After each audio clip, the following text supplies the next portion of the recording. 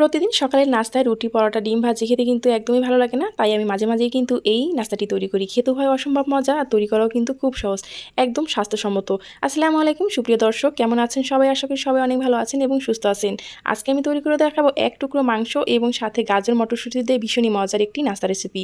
আর এটা কিন্তু তৈরি করা খুব সহজ আর খেতে হয় অসম্ভব মজা। কতটা সফট সেটা তো দেখতেই পারছেন। চলুন দেখে নিই আমি এই নাস্তাটি কীভাবে তৈরি করলাম। প্রথমে আমি এখানে নিয়ে নিলাম 1 কাপ কুসুম গরম পানি, তার ভিতরে দিয়ে দিচ্ছি 2 চামচ ইস্ট। এখন এই ইস্টটাকে গরম পানির সাথে ভালোভাবে আমি মিক্স করে নেব, যাতে করে খুব সুন্দরভাবে গলে যায়।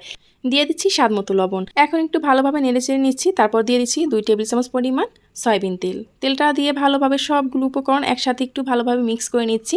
এখন এর ভেতর দিয়ে দিচ্ছি আমি 2 কাপ আটা। আপনারা চাইলে ময়দাও ব্যবহার করতে পারেন। এই 2 কাপ আটা দিয়ে কিন্তু আমার সকালের নাস্তা তৈরি হয়ে গেছে। আপনাদের ঘরে যদি বেশি প্রয়োজন হয় তাহলে কিন্তু আটার পরিমাণটা আপনারা বাড়িয়ে নিতে পারেন। এখন ভালোভাবে হাতের সাহায্যে আমি একটু মেখে নিচ্ছি। আর এমনভাবে মেখে নিতে হবে, একদম শক্ত হবে না, আবার কিন্তু একদম নরম হবে না। একদম এরকম একটা থিকনেস থাকা অবস্থায় আপনি এটাকে ঢেকে রেখে দেবেন 20 মিনিটের জন্য। এটাকে আমি এখন ঢেকে রেস্টে রেখে দেবো 20 মিনিটের জন্য। তারপর আমি চলে যাচ্ছি যে মাংসের পুরটা আমি তৈরি করব সেটার জন্য। তার জন্য আমি এখানে এক টুকরো মাংস ছোট ছোট করে কেটে ভালোভাবে পরিষ্কার করে নিয়েছি। দেখতেই পারছেন এখানে আমি কিন্তু কোনো হাড়যুক্ত মাংস নিইনি, হাড় ছাড়া যে মাংসগুলো থাকে সেটাই কিন্তু নিলাম। এখানে দিয়ে দিচ্ছি আমি স্বাদমতো লবণ, হলুদ গুঁড়ো এবং মরিচ গুঁড়ো, সাথে দিয়ে দিচ্ছি ধনিয়া এবং জিরা গুঁড়ো, দিয়ে দিচ্ছি 1 চামচের মতো আদা এবং রসুন বাটা।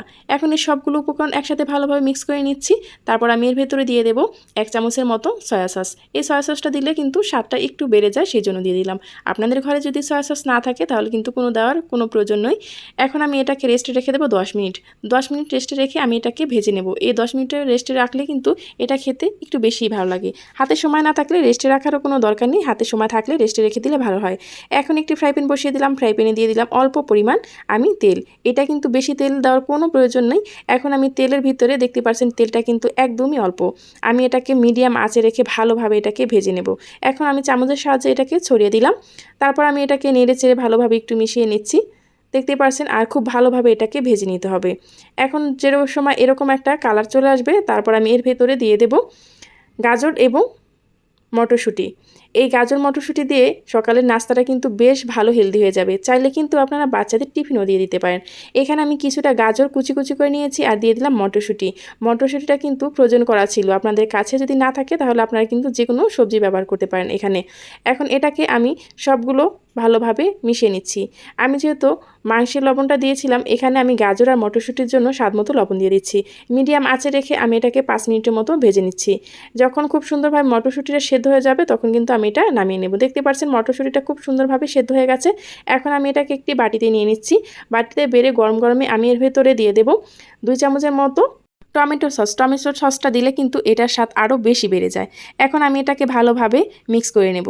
গরম গরমে কিন্তু আমি এটাকে মিক্স করে নিচ্ছি। মিক্স করার পর এটা একটা সাইডে রেখে দেবো। আমার এই নাস্তা রেসিপিটা যদি আপনাদের কাছে ভালো লেগে থাকে তাহলে অবশ্যই এখনই একটা লাইক দিয়ে নেন। এখন আমি যেই আটাটা মেখে রেখেছিলাম সেটা কিন্তু 20 মিনিটের মধ্যে খুব সুন্দরভাবে ফুলে গেছে। দেখতেই পারছেন আর কতটা সফট হয়েছে। এখন আমি এটাকে ভালোভাবে হাতের সাহায্যে একটু ময়ান করে নিচ্ছি। তারপর আমি এর থেকে ছোট ছোট লিচি কেটে নেব। আমার এখানে 8টির মতো হয়েছে। তো এভাবে করে আমি ছোট ছোট করে লিচি কেটে নিচ্ছি। আপনাদের পরিমাণ মতো আপনারা কিন্তু কমিয়ে কিংবা বাড়িয়ে নিতে পারেন। এখন এটাকে আমি খুব সহজে কিন্তু কোনো বেলাবেলি ঝামেলা ছাড়াই এটাকে তৈরি করে নেব। হাতের মাঝখানে এভাবে একটু ঘুরিয়ে এরকম হাত দিয়ে টেনে টেনে একটু চ্যাপ্টা করে নেব। চ্যাপ্টা করে এর ভিতরে যে পুরটা আমি তৈরি করেছিলাম সেই পুরটা কিন্তু আমি এর ভিতরে দিয়ে দিচ্ছি। আর এটা খেতে এতটা মজা হয় সেটা আপনারা বাসায় কিন্তু তৈরি না করলে বুঝতেই পারবেন না। বাসায় হঠাৎ মেহমান আসলে বিকালের নাস্তাও কিন্তু আপনারা এটা ঝটপটে তৈরি করে নিতে পারেন। আমি কিন্তু সকাল বিকালের নাস্তায় প্রায় সময় এই রেসিপিটা তৈরি করি, সেজন্য আপনাদের মাঝেও শেয়ার করলাম। আশা করি আপনাদের কাছেও হয়তো ভালো লাগবে। যদি বানিয়ে থাকেন বাসায় কমেন্ট করে জানাবেন। তো এভাবে করে আমি কিন্তু সবগুলো তৈরি করে নিয়েছি। দেখতে পাচ্ছেন খুব সহজে কিন্তু এটা তৈরি করা যায় কোনো ঝামেলা ছাড়াই। বাচ্চারা কিন্তু এইসব খাবার বেশিই পছন্দ করে থাকেন। তো আমার কিন্তু সবগুলো তৈরি করা হয়ে গেছে। এখন আমি এটাকে রেস্টে রেখে দেবো 10 মিনিট। 10 মিনিট যদি রেস্টে রেখে দেন তাহলে কিন্তু খুব সুন্দরভাবে এটা আরও ফুল উঠবে। যখন 10 মিনিট হয়ে যাবে তখন আমি একটি ফ্রাই প্যান বসিয়ে দিলাম চুলায়, আর চুলা দিয়ে দিলাম পর্যাপ্ত পরিমাণ তেল। তেলটা যখন হালকা গরম হয়ে আসবে তখনই কিন্তু এই নাস্তাগুলো দিয়ে দিতে হবে। এটা কিন্তু তেল বেশি গরম করে দেওয়া যাবে না, তাহলে কিন্তু এটা উপর থেকে কালার চলে আসবে, ভিতর থেকে কিন্তু নাস্তাটি ফুলবে না।